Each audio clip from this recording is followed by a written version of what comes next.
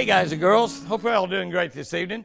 You know, we've been, a lot of y'all have been ordering our Jimmy Houston Blaze Series rod and reels at jimmyhouston.com, and a lot of you have been picking them up at Bass Pro Shop, Cabela's, Walmart, and we've got really, it's been just great. These rod and reels sell for $79.99 retail for the rod and reel combination. It's a tremendously good spinning rod and reel combination. However, I've got a note or two from a couple of you that said, you know, I've not ever bought any spinning reels that didn't have line already on them. Now, you'll find on a lot of the low-end reels that you find in places that they put line on. The line is very cheap. You really don't hardly know half the time what pound test it is. Usually it is much lighter pound test than most fishermen fish with.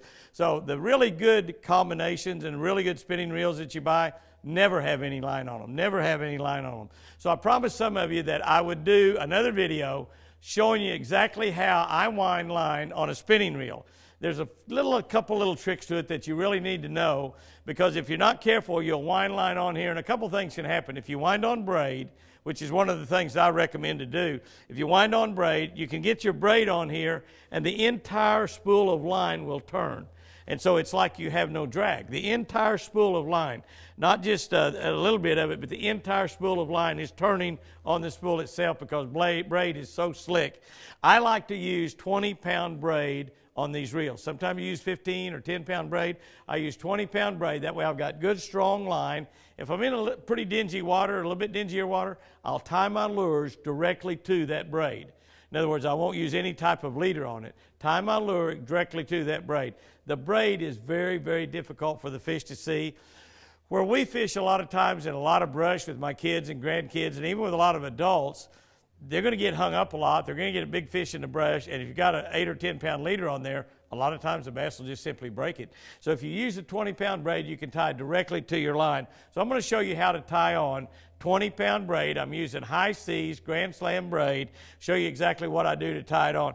First thing you want to do is you do not want to tie immediately directly to the spool. You want to run your line through your eyes of your rod, through the guides, and then tie it to your reel. So what I'm going to do is I'm going to start over here, and we've got some 20-pound braid. I get great big spools like this because I use a lot of line. I'm just going to set it down on the floor, because in braid, or in spinning reels, you want your line to come off of the top like this. You don't want your spool rolling around like this. You want your line, your spool sitting still, and your line coming off the top. Remember that. Casting reels, you want to turn it where you're pulling your line off and your spool is turning. On a spinning reel, just the opposite. You want your line coming off and your spool staying still. Casting, spool turning, spinning, your spool is steady. So I'm just going to lay that down on the ground, and I'm going to come off the top, the side that's got the label on. Now, that may not be the side you want to come off of. That's where you want to start, though. Start with your label up. Most spools are spooled on where you can have your label up and it's coming off. As your spool turns on your spinning reel, you want that turning in the same direction it's coming off, so that it's putting no twist in your line. It's critical. This is a critical point in putting line on a spinning reel. It's got to be coming off in the same direction. I'm going to show you exactly how to find that out in a minute. We can double check and see if we're right or wrong. If it's coming off on the wrong side, we're simply going to turn that spool around and come off on the opposite side. So what we're going to do is we're going to go ahead and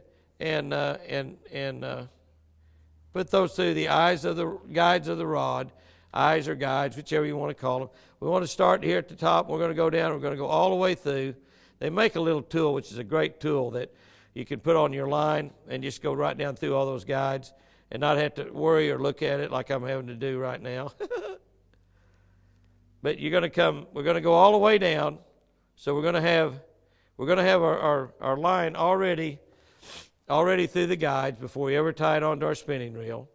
We're going to go down through there. The great thing about this, the eyes get bigger as you get further. They get a lot easier to hit. Woo, a lot easier to hit. We're going to go down through all of them. This is a big one right here. You can hit that with your eyes closed. All right, now once we get down to the end, we're going to pull up a little line. Once we get down to the end, I'm going to take and just tie just a little tiny knot in the end of the line. And I'm going to tie that knot in there just so it'll stop that when I go through. Now, it doesn't have to be right in the very end. You don't really want to put it right in the very end. Just a real hard knot. Get you a good knot tied right there. If you want, you can tie 2 of them. And I've got that down close to the end. So I got it down there, and I'm just going to take a pair of scissors. I get these at Bass Pro Shop. They cost like $5.95 or something. I'm just going to cut down close to that, cut that off. And now I've got a knot down at the end. Now, here's a real critical thing. Open your bail. Open your bail like I've done right there. You see how I've opened the bail? I've opened the bail. Now, once I've got the bail open, then I'm going to tie onto the spool. Don't let the bail close. I'm going to lay it right there. And we'll come around here and go down under that spool. And all I'm going to tie here is simply just a little half-inch slip knot. I'm going to come in and just tie a slip knot on it right here. Now, sometimes on braid, and I got a knot tied right in the end of this, right there in the end. Sometimes on braid, I'm going to cinch that down and come down here and cinch it down. Now, so I'll make sure I got it under there. That went down on me. Okay, I'm still okay. I'm going to cinch it down and cinch that down on there tight. Now, I'm not going to go real tight because if I pull real hard on that, it's going to actually pull through that tiny knot. So I'm going to hold this with my hand. I'm going to cinch it down pretty good. But now you see what will happen on this? That whole line will turn on there, you see? Now that's what you want to prevent. So in order to prevent that, all I'm going to do is I want to come in here and make a couple of half hitches around that spool. See that half hitch I've done right there? Now tighten it up where it won't hardly move. I'm going to make that nice and tight. I'm going to come and make another half hitch. That's my second one around that spool. I've got that good and tight. Now that's getting tighter on there because what you want is you don't want your whole spool of line spinning around. And it will with braid. And it seems like you have no drag. You can tighten your drag as tight as you tighten it. It still spins around. Now I've done 2 of them, so I'm going to do another one. You can do 3 or 4. I'm going to do another half hitch around there. That's a little secret in putting on braid on a spinning reel. You don't have to worry about that on a casting reel. A spinning reel is critical because you want that to stop. You don't want your whole spool to turn. I put 3. I'll tell you what, for good measure, I'm going to open that thing up. And I'm going to just go ahead and put me another one on. Well, I may not put the 4th one on there. Open that up. Now, you see what I've done? I'm talking about a half hitch. Take this, turn your reel, turn around, and just simply put a half hitch around that. Tighten that half hitch down. Now, I've got 4 of those on there. Now, everything else is simple. You've got your line spooled. I'm going to set this, I got this set on the floor. Now, here's the critical deal. I'm going to turn this around. Now, this is a brand new rod and reel. You could order these Blaze Series rod and reel, jimmyhouston.com. I think they're $79.95. If you order $100 worth from us, we'll pay the shipping. So you order a couple of them, you'll get free shipping. I'm going to tighten my drag up. And I want to make sure that my line's not going to slip. It's not slipping. It's good and solid right there. I'm going to move my hand up here and hold my hand up here about like this, put the butt of the reel against my stomach. And now I'm going to just start winding. It's coming right off the end of that. I'm putting pressure here with my thumb. Wind it as pretty tight on there. Wind it pretty tight. Now, after I've made about 8 or 10 or 12 loops on there, it's coming right off of that. It's coming off the top. Now what I'm going to do is I'm going to open my bail. And I'm going to just peel off a little bit of line and take a look at it. Now, if you're putting fluorocarbon, if you're putting monofilament, if you're putting copolymer on, do the exact same thing. Don't do anything any differently. Now you look and see what I've got. I have no line twist. You see my line? If you can see it, it's just laying there. If that line starts twisting, it means that I'm coming off on opposite direction, and every time I'm doing it, I'm twisting. This will get really, really twisted. This is laying in here nice and smooth. I'm going to close my bail back. I'm going to come back around here. Now, on most fishing line and on most reels, it will, if you'll have the label up, just like that is right there, the label up. Now,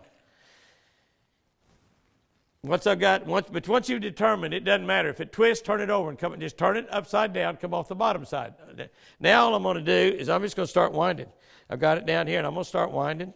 All I got to do now is just fill it up. I mean, you've done all the hard work right now. And here in just a couple, 2 or 3 minutes or 5, whatever, we have got this. And now I'm going to go ahead and fill this up. I'm not going to go ahead and put a leader on it right now. But if I want to use a leader, I'll tie maybe an 8 or 10 or 6-pound test leader to my braided line. If I've got any color in the water at all, it's not super clear water, all I'm going to do on that is just tie my lure directly to this braid. If you fish snap and swivel, tie your snap and swivel on there, right directly to the braid. You do not have to use a leader on braid, particularly if you're using something small like 20-pound braid, which is 20-pound braid is what I really, really like to put on spinning gear. That way I can, in big bass, fishing for big bass, I can tie a spinnerbait on it, tie a crankbait, put a plastic worm on there, slip sinker, tie a frog on, whatever you're doing. For a lot of people don't know how to throw a casting reel. They throw spinning reels only, and that's fine. And we're going to fill this reel up. Now, the main thing you want to do is not get too much line on here. So as you start to get toward the top of this, you want to really watch what you're doing. Now, this reel's got black in there. You want to fill it up all the way until you about touch the blue. Right there where you about touch the blue. That's about right. Now, it's better to put a little too much line on than not enough line. So what I'm going to do, now it's about where it ought to be right now, but I'm going to go ahead and I get it up here again, put this down against my stomach, and I'm going to make a few more turns on there, put a little bit of extra line on there. And there you go. Now you've filled it. Now I'm going to come up here to the end of it. This is a 6'6" medium heavy spinning rod. Probably the most versatile spinning rod that you can ever use in fishing. Take my scissors, cut it off. Now I've got it already spooled through my eye, so now all I need to do is tie a fishing lure on. A 6.5 foot medium heavy rod. You can see the action. Whoa, turn that. You can see the action. This has got a little anti-reverse switch right here. It was turned. Now you can see the action. See, that's a pretty heavy rod. All the action's out on the tip. It's got good backbone. You can actually throw a 3/8 ounce Jimmy Houston spinnerbait on this medium heavy rod. You can also put a 16th or a 30 ounce crappie jig on it, a little Lucky Strike crappie jig, and be able to crappie fish with it. You can walleye fish. You can catfish with it. You can put a worm and a slip sinker on here and catch bass on it. A 6.5 foot medium heavy spinning rod is a great spinning rod for lots of different kind of fishing. It's a great rod to start your kids on. That whole outfit, $79.95. $79.95. Rig it up with that 20-pound braid. If you want to put monofilament, fluorocarbon, or fluorocarbon coated, that's fine. I like braid. Guys and girls, go out there and have you a great time spinning rod fishing. That's how you wind line on a spinning rod. Quick and easy and perfect every time with absolutely no twist. Guys and girls, have you a great time out there. And remember, I sure do love you.